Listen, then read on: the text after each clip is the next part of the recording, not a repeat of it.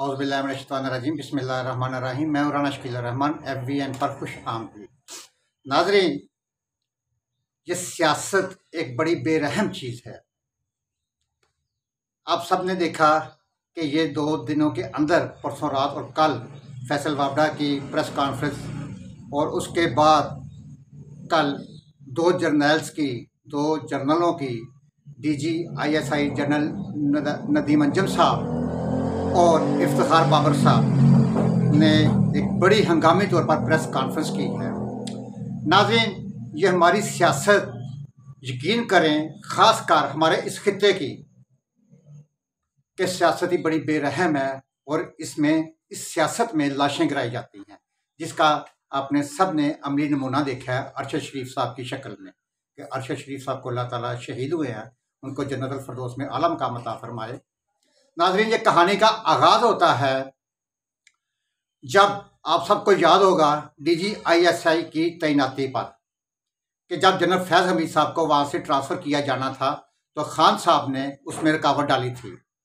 ये कहानी वहाँ से चलती हुई एक जगह पे साइफर आ जाता है। उस कहानी के बाद वो साइफर जो है वो जनरल बाजवा साहब कामरा एयर बेस पे उस वक़्त के प्राइम मिनिस्टर इमरान साहब को दिखाते हैं कि सर ये एक साइफर आया है, कि जो कि मैं आपको कुछ चीज़ों से रोकता था लेकिन आप बाज नहीं आए। तो उस वक़्त खान साहब ने हंस के एक टाल दिया कि खैर है, कोई बात नहीं ना। उसके बाद नाज़रीन, अदम एतमाद जब करीब आती जाती है, उसके दिन करीब आ रहे थे और अदम एतमाद जमा हो गई। पहले तो आपको याद होगा खान साहब, मैं दुआ मांगता हूँ ये अदम एतमाद लेके आए, मेरी दुआ अल्लाह ताला कबूल कर ले, मैं दुआ मांगता हूँ, कहते थे ना कि मैं दुआ मांगता हूँ अदम एतमाद आ जाए। ये सारे इनके जितने भी मशीर थे फवाद चौधरी, कि इनमें कोई कभी कुछ भी आके जिनमें हिम्मत ही नहीं है अदम एतमाद ला के दिखाएं, ये इनकी अदम एतमाद उड़ जाएगी। मतलब दिनों के ये बातचीत किया करते थे, सियासी बयान दिया करते थे। खान साहब जलसे जुलूसों में कहते थे कि इनमें हिम्मत नहीं है कि ये अदम एतमाद ला के दिखाए, मैं तो दुआ करता हूँ कि ये अदम एतमाद ला के दिखाए। उसके बाद नाज़रीन, जब साइफर के बाद खान साहब को यकीन हो जाता है कि ये अदम एतमाद 100% 100% कामयाब हो जाएगी, उस वक़्त कल जैसे प्रेस कॉन्फ्रेंसेस में DG ISI ने नदीम अंजम साहब ने बताया है कि उस वक़्त खान साहब को बाजवा साहब बहुत अच्छे लगते थे, उनकी तारीफ़ों के पुल बांधते थे। जब इन्हें ये एक्सटेंशन की ऑफ़र की कि जी आपको ताहयात यार खुद खान साहब ताहयात आपको एक्सटेंशन दे देते हैं, आप इस अदम एतमाद को ना होने दें। ये उस वक़्त की अपोजिशन को आप किसी तरीके से हमारे ख़िलाफ़ इस्तेमाल ना होने दें, या अदम एतमाद ये ना करें, या इनकी अदम एतमाद कामयाब ना हो। लेकिन वहाँ पे बाजवा साहब ने उनको साफ साफ जवाब दे दिया कि हमने 2021 का जो सेनेट का इलेक्शन है उसके बाद हमने तहिया कर लिया है तमाम, जो अब कल प्रेस कॉन्फ्रेंस में उन्होंने बताया, कल की प्रेस कॉन्फ्रेंस में, कि जी हमने आइंदा 15 से 20 साल तक जिन्होंने आर्मी चीफ बनना है उनके साथ ये सारी मीटिंग्स तय हुई हैं कि हमने सियासत में हिस्सा नहीं लेना। तो आर्मी चीफ साहब ने उस वक़्त उन्हें जवाब दे दिया कि जी मैं कोई भी गैर कानूनी और गैर आइनी काम नहीं करूँगा। क्यों? क्योंकि अदम एतमाद एक जमहूरी हक है, एक आइनी आपका हकूक़ है, और आइन के अंदर रह के आप अदम एतमाद पूरी दुनिया में होती है। जिस तरह उन्होंने बाजवा साहब ने खान साहब को जवाब दिया, तो उसके बाद अगले ही दिन बाजवा साहब गद्दार हो गए, न्यूट्रल हो गए, न्यूट्रल जानवर होता है। कल ना ये तर्जमान पाक फौज के इफ्तिखार बाबर साहब का कहना था कि हम उस दिन हैरान हुए कि जब खान साहब ने पहले दिन साइफर को लहरा के एक ड्रामाई अंदाज में उसे एक साजिश के साथ जोड़ दिया, कि हम खुद हैरान परेशान हो गए कि यार ये बंदा कितना झूठ बोल रहा है। नाज़रीन, ये कहानी चलती हुई वहाँ से आगे बढ़ती है, अदम एतमाद कामयाब हो जाती है। याद है आपको खान साहब ने अदम एतमाद से पहले भी कि मैं बहुत ख़तरनाक हो जाऊंगा, मैं बहुत ख़तरनाक हूँ, और उसके बाद ये लगातार ये फिक्रा दोहराते आ रहे हैं कि मैं ख़तरनाक हूँ और ख़तरनाक हो जाऊंगा। इनकी हुकूमत ख़त्म हो जाती है, फिर ये बाजवा साहब जैसा कि DG ISPR साहब का कहना है, जनरल नदीम साहब का कहना है, ISI के चीफ साहब का, कि जी मेरी ज़ात पे तो जो मर्ज़ी कह लें, तनकीद कर लें, जो मर्ज़ी कह लें, लेकिन मैं अपने अदारे पे जब उंगलियां उठाई जाएंगी तो फिर ये नाकाबिले बर्दाश्त है। और ये आगे जाके मैं आपको बताता हूँ। उसके बाद नाजरीन, इन्होंने खान साहब ने एक साजिश का बयानिया मतलब कि जो बनाया गया, अरसलान बेटा इसको गद्दारी के साथ जोड़ दो, अरसलान बेटा इसको साजिश के साथ जोड़ दो। आपके सामने ही है, ऑडियो आई है, इसमें कोई फेक बात नहीं है या फेक न्यूज़ नहीं है नाजरीन। उसके बाद खान साहब इतने ज़्यादा फ्रस्ट्रेशन का शिकार हो जाते हैं कि कोई भी जलसा, इन्होंने 64 जलसे किए हैं, 64 जलसे, और 64 जलसों में इन्होंने गद्दार, मीर सादक, मीर जाफ़र, घर का चौकीदार, मतलब कि जो जो जो उनके मुंह में अलकाबात आते गए हैं वो स्टैब्लिशमेंट को नवाजते गए हैं, मतलब किसी जगह पे इन्होंने स्टॉप नहीं किया। नाज़रीन, इधर से कहानी का एक दूसरा रुख शुरू हो जाता है। उस कहानी में कुछ किरदार सामने आते हैं। अफसोस, अरशद शरीफ साहब ट्रैप हो गए। अरशद शरीफ साहब को ट्रैप किया गया। वहां पे एक प्लान तश्कील दिया गया कि कुर्बानी का बकरा किसे बनाया जाए। खुदा के बंदे, जिसे कुर्बानी का बकरा बनाना था, कम अज कम उसकी बैक हिस्ट्री तो देख लेते कि उसके घर में मर्द कोई नहीं है, उसके घर में सिर्फ औरतें ही औरतें बच गई हैं, उसका बाप भी दुनिया से चला गया, उसका बेटे भाई भी शहीद हो चुका है, उसके घर में मर्द नहीं है। वो कुर्बानी का बकरा कोई अपनी टीम से ले लेते। खैर नाज़रीन, किस्मत थी, कहते हैं ना कि हम बीए के मुस्लिम, हमारा ईमान है। देखें कि उस पैदा कहाँ हुआ, उसने ज़िंदगी कहाँ पे गुजारी और उसकी मौत कहाँ पे लिखी हुई थी। ये बीए के मुस्लिम हमारा ईमान है, लेकिन वो बंदा साजिश की नज़र हुआ। फैसल वावड़ा साहब ने खुले लफ्ज़ों में बयान कर दिया। खैर अच्छा नाज़रीन, वो कहानी का रुख चेंज हो जाएगा स्टोरी का। वहाँ पे एक प्रोग्राम बकायदा प्लान किया गया, जिस तरह के ARY न्यूज़ पे अरशद शरीफ साहब से प्रोग्राम करवाए गए। और कल पहली दफ़ा इंकशाफ हुआ है कि ये साइफर अरशद शरीफ को भी दिखाया गया।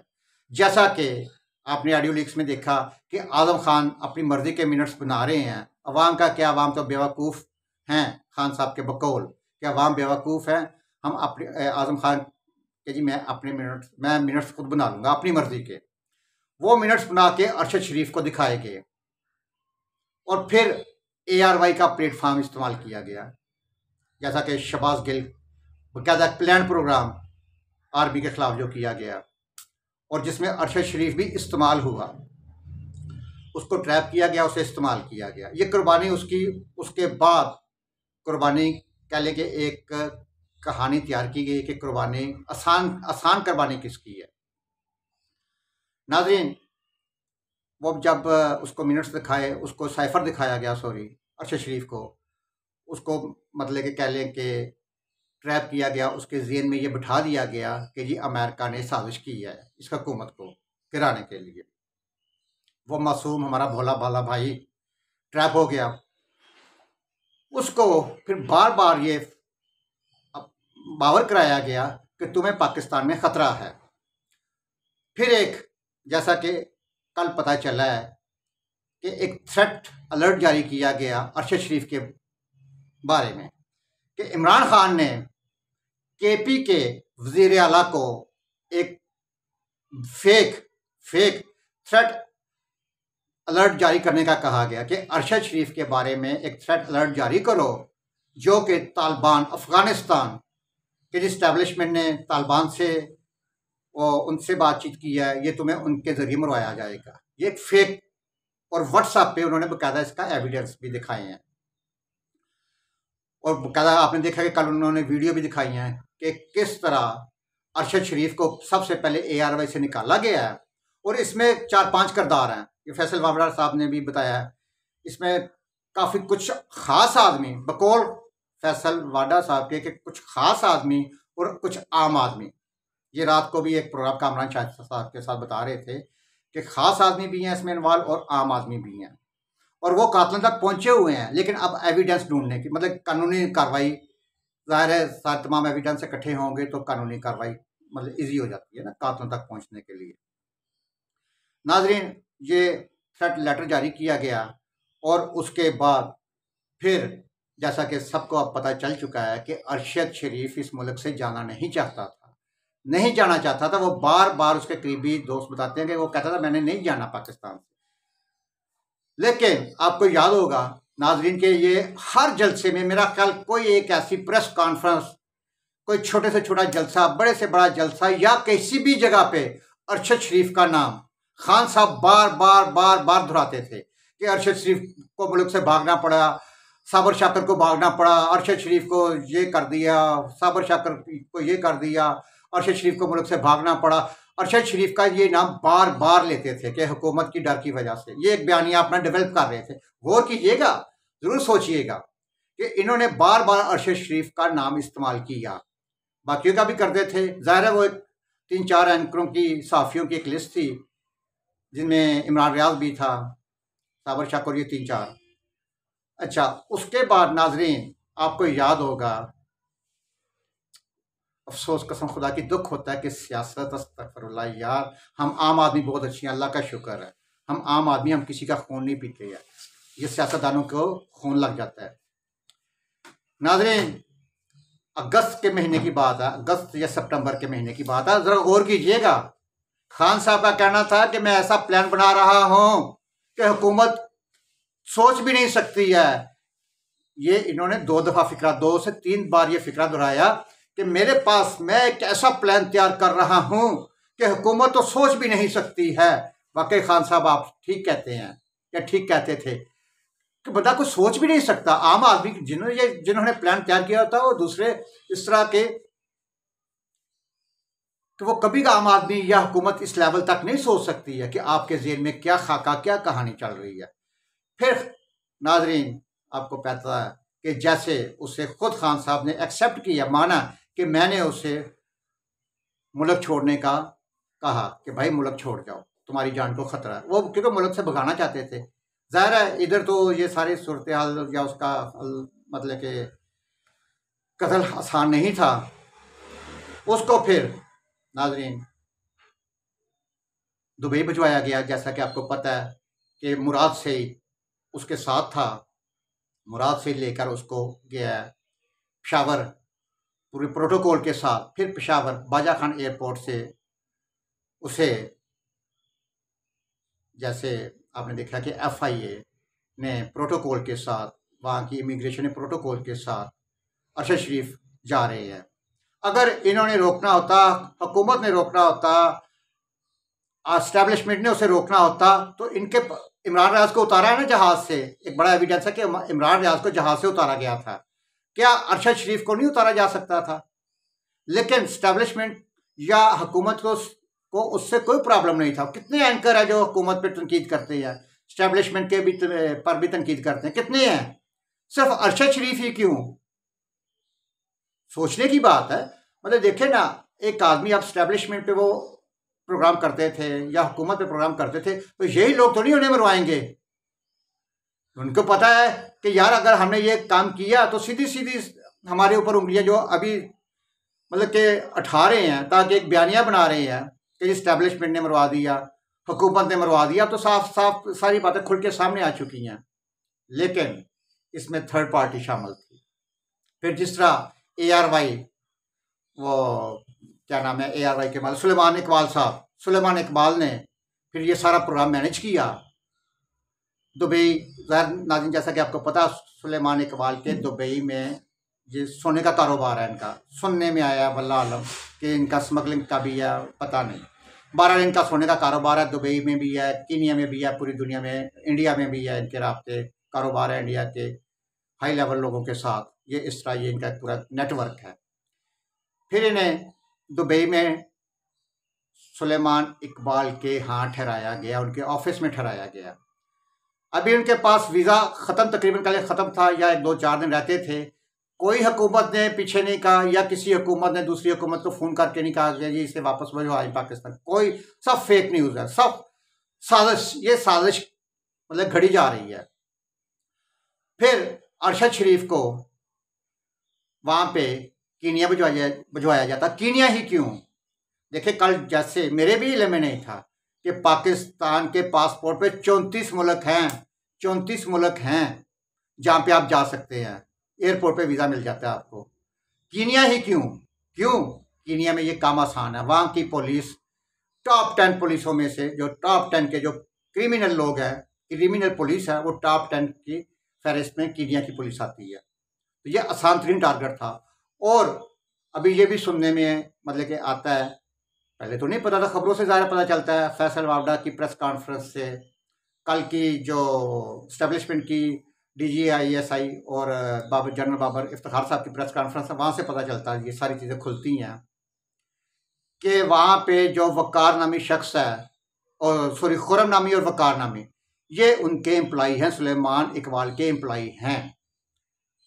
यहाँ पे मेरा एक सवाल है, नाज़रीन आप भी ज़रूर सोचिएगा और गौर कीजिएगा, आप भी सवाल कर सकते हैं इमरान खान साहब से कि इमरान खान साहब, सर आप इतने मुखलस, इतने अच्छे, इतने प्यारे दोस्त थे अरशद शरीफ साहब के, मुखलस दोस्त थे आप, तो ज़ाहिर है देखिए इसमें कोई शक नहीं, आप एक्स प्राइम मिनिस्टर भी हैं, आपके पूरी दुनिया में राब्ते हैं, महातीर मोहम्मद आपके उस्ताद हैं मलेशिया, उसके बाद डोनाल्ड ट्रंप आपके दोस्त हैं, यूके से ज़्यादा मतलब यूके वाले भी नहीं जानते जितना आप यूके को जानते हैं, यूरोप को जानते हैं, अमेरिका को, पूरी दुनिया के जितना आप जानते, पूरी दुनिया में आपके राब्ते हैं, पूरी दुनिया में। यार अरशद शरीफ साहब को वहाँ नहीं भिजवा सकते थे आप? क्योंकि देखे ना, वहीं पे अपने आदमी को बंदा भिजवाता है ना जहाँ पे उसकी सेफ्टी होती है कि यार यहाँ पे सेफ, मेरा बंदा सेफ रह सकता है। चलो अरशद शरीफ तुम्हें मैं अमेरिका भिजवाता हूँ, डोनाल्ड ट्रंप को फ़ोन करते हैं, डोनाल्ड ट्रंप साहब मेरा बंदा आ रहा है, वीज़ा लेके देते हैं, यूँ चला जाता है। महातीर मोहम्मद मलेशिया के पास आप फ़ोन करते हैं, या किसी को भी आप बड़े आदमी को फ़ोन करते हैं, तो 1 मिनट में चुटकियों में वीज़ा मिल जाता है। और अरशद शरीफ साहब के लिए वीज़ा लेना कोई मुश्किल नहीं था, वो ज़ाहिर एक सीनियर सहाफ़ी थे। लेकिन नाज़रीन अरशद शरीफ साहब चले जाते हैं कीनिया, वहाँ पे वो कुछ दिन रहते हैं, और फिर जो सुलेमान बेग साहब का फार्म है वहाँ पे, जो उनका फार्म हाउस है, सुलेमान इकबाल साहब का जो फार्म हाउस है, वो सुना कि 3500 एकड़ या 35,000 एकड़ में इस तरह वहाँ पे ये शूटर ट्रेनिंग दी जाती है। वहाँ पे लोग शौक से शूटिंग करते हैं या शूटर तैयार किए जाते हैं, वहाँ पे शौकीन लोग भी वहाँ पे जाते हैं। और वो जंगल बियाबान है, और ये नैरोबी में भी नहीं थे, ये उस फार्म हाउस में थे। अफसोस अरशद शरीफ साहब, अल्लाह ताला आपको इंशाल्लाह ज़रूर जन्नतुल फिरदौस में जगह देगा, और आपके कातिल पकड़े जाएंगे इंशाल्लाह। आपका खून रायगा नहीं जाएगा, आपका खून रायगा नहीं जाएगा इंशाल्लाह। आपके कातिलों के नज़दीक इंशाल्लाह पहुंच चुके हैं, हुकूमत पहुंच चुकी है, एस्टेब्लिश पहुंच चुकी है, गर्दन गर्दन तक वो कातिलों तक पहुंच चुके हैं।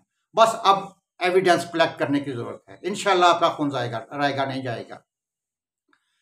नाज़रीन उसके बाद जैसे ही गाड़ी के अंदर से ही फायर हुआ, फैसल वावडा साहब की रिपोर्ट है कि 2 फायर हुए हैं, और 2 ही फायर हुए हैं। कल की ये जो अपना रिपोर्ट है, मेडिकल रिपोर्ट है अरशद शरीफ साहब की, उस मेडिकल रिपोर्ट में यही आया कि जी इन्हें 2 फायर लगे, एक सर में लगा और एक सीने में, जो फेफड़ों को चीरता हुआ गया, सीने में लगा वो फायर, 2 फायर लगे हैं। इसमें फैसल वावडा साहब ने देखे सही उनकी रिपोर्ट है, वो कहते हैं मेरे पास हर चीज़ एविडेंस है, हर चीज़ है मेरे पास।